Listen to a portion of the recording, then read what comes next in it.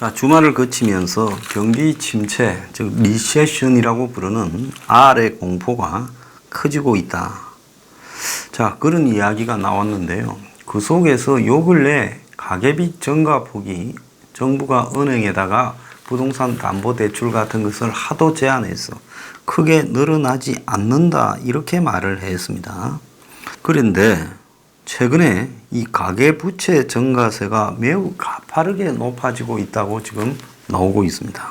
자, 미국의 장단기 금리가 역전이 되어서 앞으로 한 1년 이내에 미국의 경기 침체가 본격화되지 않겠냐 하는데, 한국도 3년 만기 국고채 금리가 0%대 진입을 앞두면서요, 우리 경제도 지금 불황의 늪에 급속하게 빠져드는 거 아니냐, 이런 지금 우려가 나오고 있습니다.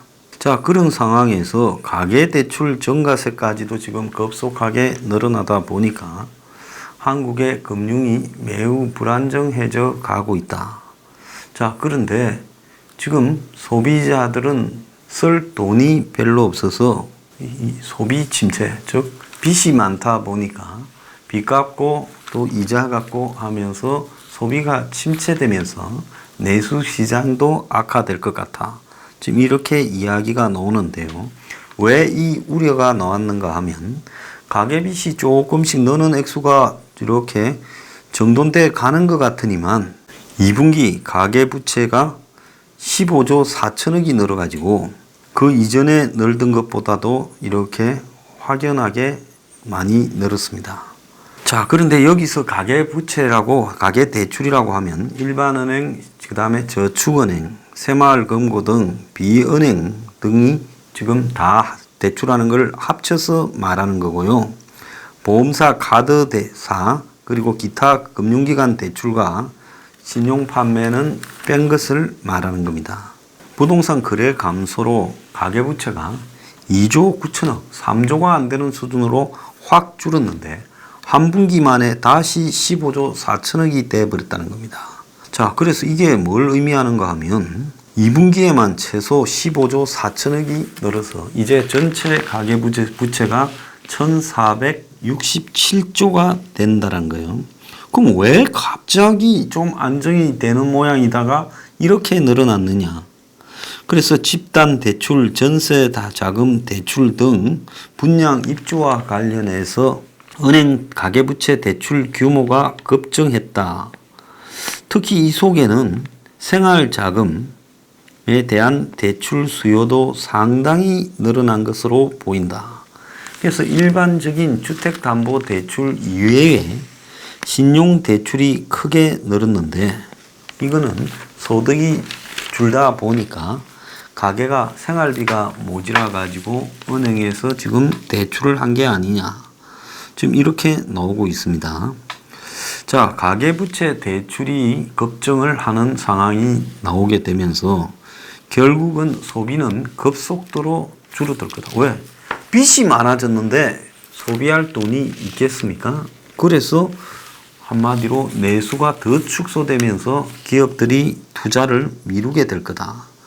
이런 이야기가 지금 나오고 있습니다.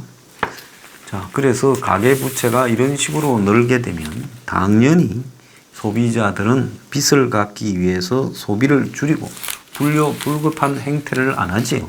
당장 외식부터 줄였다. 옷 사는 거, 신발 사는 것부터 줄였다.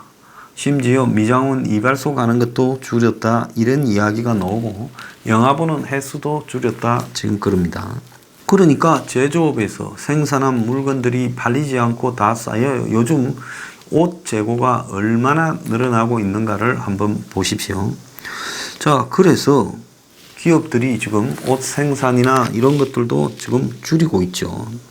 라인을 다 줄이고 있어요. 그래서 소비가 위축되고, 그러면서 이것이 또 성장률을 추가 하락시키면서 한마디로 악순환 되어가는 지금 비상 상황이 벌어지고 있다는 겁니다. 자, 여기에 또 전세 대출까지 늘었다라는 이야기도 나오는데요. 자, 저소득층 서민들이 전세금을 지금 이렇게 올라가니까 그걸 어떻게 구할 데가 없어서 은행에 가서 또 빌리게 된다는 거죠. 자, 이렇게 되면 이제 어떻게 되느냐. 자, 물가가 내려가고 있다. 이 말은 뭔가 하면 부동산이나 여러 재고가 많이 쌓여서 공산품의 가격도 하락하고 있는데 이 부채 디플레이션, 즉 빚 부담이 커지는 상황이 벌어지고 있다는 겁니다. 그건 왜 그러냐? 자, 물가가 내려가면 이 빚도 좀 부담이 줄어들어야 된다 생각을 하는 것이 우리 상식이죠.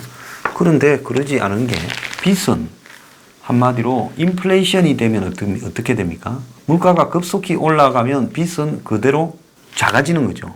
그런데 물가가 내려가게 되면 빚 부담은 커지는 부채 디플레이션이 되는 거예요. 그러지 않습니까? 물가가 내려가면 현금은 쓸 게 더 많아지잖아요. 그럼 현금액만큼 빚이 있다면 빚이 더 많아지는 현상이 벌어지지 않겠습니까? 가게들은 이런 대출한 빚에 대한 이자를 갚느라 저축 예금 중에서 가계 비중이 45%로 추락했다는 겁니다.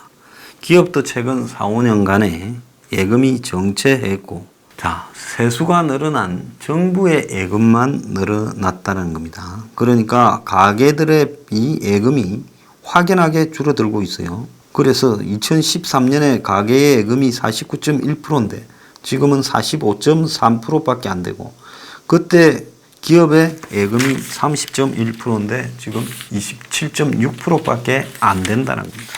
정부만 2013년에 20.7%의 예금을 하고 있었는데 지금은 27.2%의 예금을 했다는 겁니다.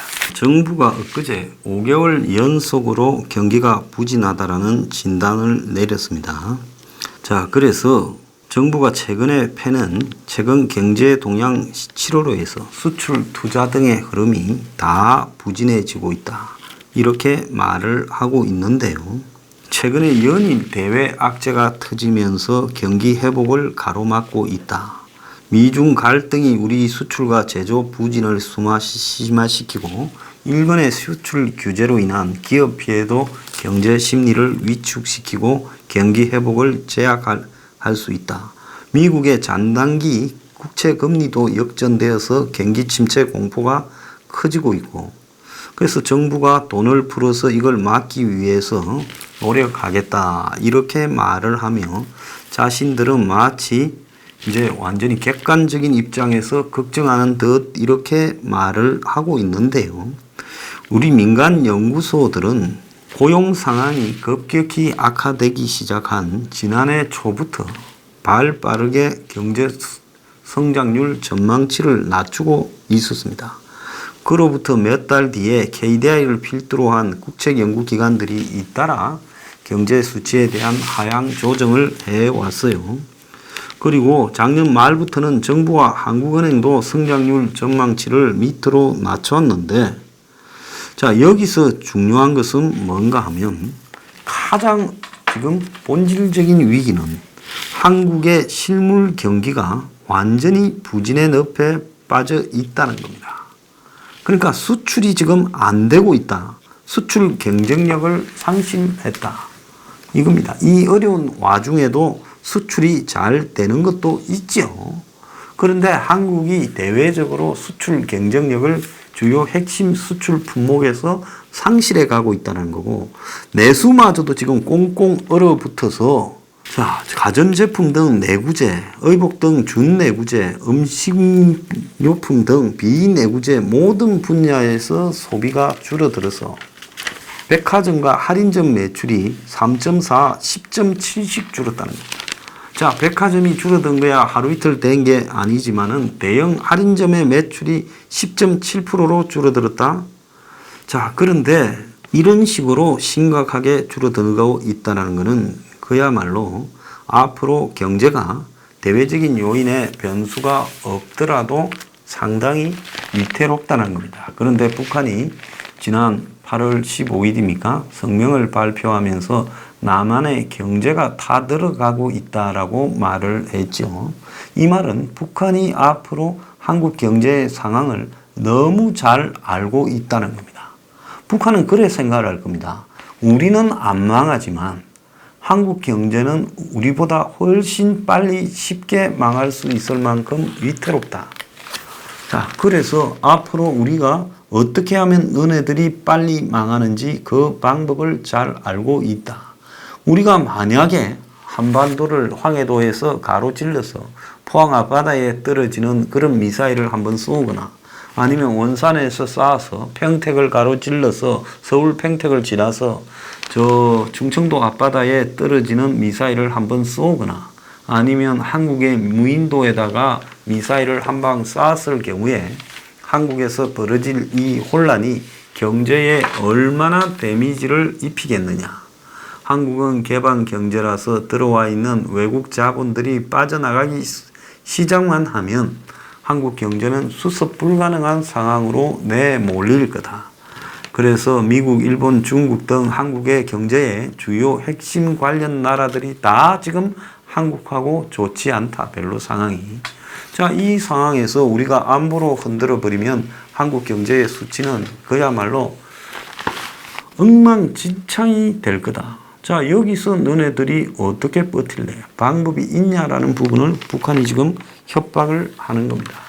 자, 그렇다면 지금 문 정권은 일본하고 미국하고의 관계를 갖다가 완전히 빨리 회복을 해서 그런 데서 나타나는 일본과의 지금 수출 규제 변수를 완전히 없애야 되고 또 미국하고의 동맹 관계를 철저히 해서 미국이 한국에 추가적으로 관세를 때린다든지 또 중국이 앞으로 한국에 무역 압박을 했을 때 미국과 더불어 공동 대처를 해서 간다든지 그래서 확실히 블록을 형성해야 되는 거예요.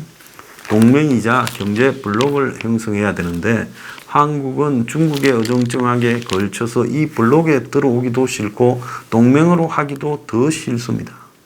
그러니까 어떻게 되겠습니까? 일본도 한국을 때리고 미국도 한국을 때리고 중국도 조금 있으면 한국을 더 때릴 거예요. 자, 이런 상황들이 벌어지면서 여기에 홍콩 변수라든지 또 미중 무역 환율 전쟁에서 또 다른 변수가 한두 개 더 생겨버리고 또 미국이 한국의 미국 수출에 대해서 또 폭탄을 몇 개 때려버리고 거기다가 북한이 안보로 흔들어버리면 그걸로 상황이 끝나버릴 수도 있다는 겁니다. 자, 북한이 여러 가지 생각으로서 지금 문 정권을 어떻게 할 것인가를 보고 있다고 보는데요. 여차의 경우에는 한국의 경제 위기가 오는 것이 북한에 어떻게 작용할 것인가를 북한이 충분히 이용을 할 거라고 보고 있습니다. 자, 그런 상황에서 앞으로 한국이 어떻게 될 것이냐 매우 심각하다고 봅니다.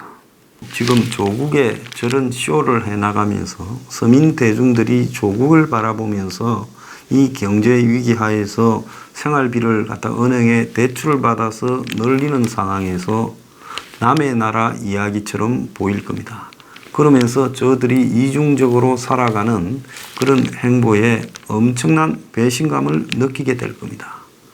자, 자신의 이 경제적인 삶이 자기 집 앞에 빚받으러 오는 사람이 생기게 되면 그야말로 정치적으로 내가 누구를 지지한다라는 것은 아무 의미가 없고요. 집에서 돈 때문에 쪼달리는 상황이 이제 뭐 카드빚을 못 갚는다든지 전세금을 올려줘야 되는데 넣을 데가 없다든지 월세를 낼 돈이 없다든지 먹는 걸 줄인다든지 이제 이런 일이 벌어지기 시작하면 그때는 눈에 보이는 게 없어집니다. 그래서 사람의 정치의식은 절대로 경제적인 그런 환경이 갖고 온다고 보는데요. 자, 이제 얼마 남지 않았습니다. 이번에 아마 일본하고의 저런 후퇴도 경제적인 부분에 대한 두려움이 작용했다고 보는데요.